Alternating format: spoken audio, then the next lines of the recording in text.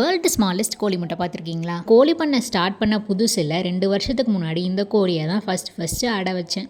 என்னோட 10 கோழிகள் விட்ட முட்டையை பாதி விற்பனைக்கும் மீதி உள்ளதை இந்த கோழிக்கு அடை வச்சேன். அப்போல்லாம் எனக்கு எப்படி அடை வைக்கணும்னு கூட தெரியாது. இப்படி அடை வச்சிருக்கேன் நானும் இப்போ தான் பார்க்குறேன். முட்டைகள் ஒரு பக்கம் கிடக்குது, கோழி ஒரு பக்கம் கிடக்குது. மட்டும் இல்லை, எனக்கு எவ்வளோ முட்டைகள் வைக்கணும், என்ன மாதிரியான முட்டைகள் வைக்கணும்னு எதுவுமே தெரியாமல் தான் வச்சேன். இருக்கிறதுலே ஹைலைட் இதுதான். நம்ம கருப்பிக்கு டான்ஸை பார்த்தீங்களா? அது முட்டையை அட்ஜஸ்ட் பண்ணுறதுக்கு இப்படி தான் டான்ஸ் பண்ணும். செம்ம காமெடியாக இருக்கும்.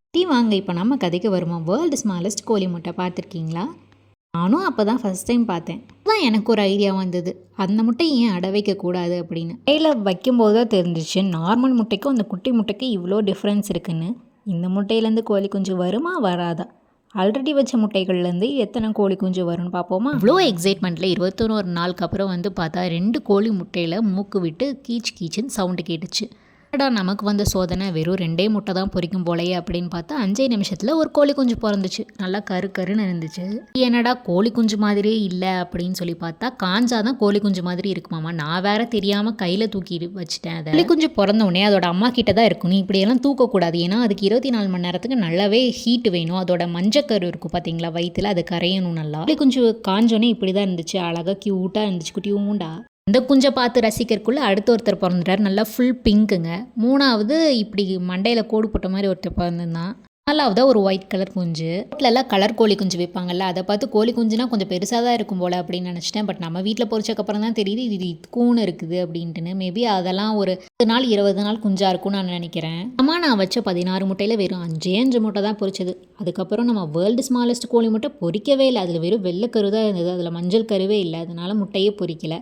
கோழி குஞ்சு பிறந்தோடனே என்ன சாப்பாடு கொடுக்குன்னு நிறைய பேத்துக்கு டவுட் இருக்கும். அதை நான் காட்டுறேன். குஞ்சு பிறந்தோடனே அதோட வயிற்றில் மஞ்சள் கரு இருக்கும். அதனால முதல் 24 மணி நேரத்துக்கு அதுக்கு எதுவுமே கொடுக்க தேவை கிடையாது. 24 மணி நேரத்துக்கு அப்புறம் தான் நம்ம சுடு தண்ணியை நல்லா சூடு பண்ணி ஆற வச்சு அதில் வந்து சக்கரை தண்ணி போட்டு குடிக்கணும். பாருங்கள், அழகாக சக்கரை தண்ணி குடிச்சிட்டு இருக்காங்க 5 பேரும். தீவனம் என்ன கொடுப்போன்னா பொட்டுக்கல்ல இருக்குல்ல, அதை நல்லா பவுடர் பண்ணி 1-2 அரைச்சி கொடுத்துருவோம். கோழி குஞ்சு சாப்பிட்ற அளவுக்கு இருக்கணும்.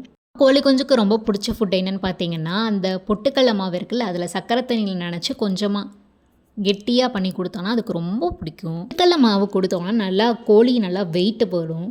மட்டும் இல்லை, இதுக்கு நீங்கள் பொட்டுக்கடலை கொடுத்துனீங்கன்னா நல்லா கையில் பழகிரும். நம்மளை பெருசானா கொத்தவும் கொத்தாது, நல்லா கையில் கூப்பிட்டா வரும்.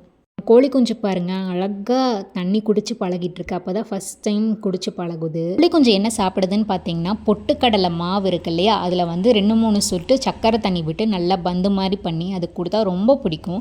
இது கொடுத்தீங்கன்னா கோழி குஞ்சு நம்மக்கிட்ட நல்லாவே பழகும். நாய்க்குட்டிக்கு பூனைக்குட்டிக்கு எப்படி ட்ரீட்ஸ் கொடுத்து பழக்குவோமோ அதே மாதிரி தான் கோழி குஞ்சுக்கு இது ஒரு ட்ரீட்னு நம்ம வச்சுக்கலாம்.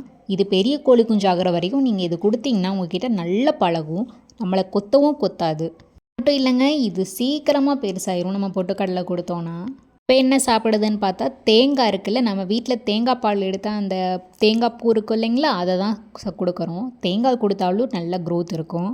அடுத்து என்ன சாப்பிடுதுன்னு பார்த்தீங்கன்னா பீட்ரூட் கேரட் சாப்பிடுது. நம்ம பீட்ரூட் ஜூஸ் போடுறப்ப அதோட சக்கையை கொண்டு வந்து இதுக்கு போட்டுருவோம். நம்ம வீட்டில் எதுவுமே வேஸ்ட்டு கிடையாது. அது மட்டும் இல்லாமல் சின்ன வயசுலேருந்தே நம்ம கோழிகளுக்கு எல்லாமே கொடுக்குறப்போ அது பெருசானாலும் அது சாப்பிட்றோம். நம்ம திடீர்னு பெருசானதுக்கப்புறம் நம்ம கேரட்டோ பீட்ரூட்டோ போட்டால் அது பெருசாக விரும்பி சாப்பிடாது. பட் சின்ன வயசுலேருந்தே நாங்கள் எல்லாமே பழக்கிடுவோம். கொஞ்சம் பெருசானதும் சின்ன பாக்ஸ்லேருந்து இதை பெரிய அட்டைப்பட்டிக்கு மாற்றி வச்சாச்சு. அப்போ தான் நல்லா அது நடக்க தான் கால் நல்லா ஊறும். இந்த கோழிகளை பிறந்து வருஷ கணக்கில் ஆச்சு. இப்போ அது வந்து முட்டை விட்டு அது அடையில் இப்போ உட்காந்துருக்கு. அந்த மாதிரி இந்த கோழி குஞ்சு எல்லாம் கூப்பிட்டாவே வந்துடும். அது மட்டும் இல்லாமல் என் மேலெலாம் உட்காந்துருக்கும். நான் நெக்ஸ்ட் வீடியோவில் அப்லோட் பண்ணுறேன், ஃபாலோ பண்ணி வச்சுக்கோங்க. தேங்க்யூ ஃபார் வாட்சிங் புஜிட்டாஸ் வேர்ல்டு.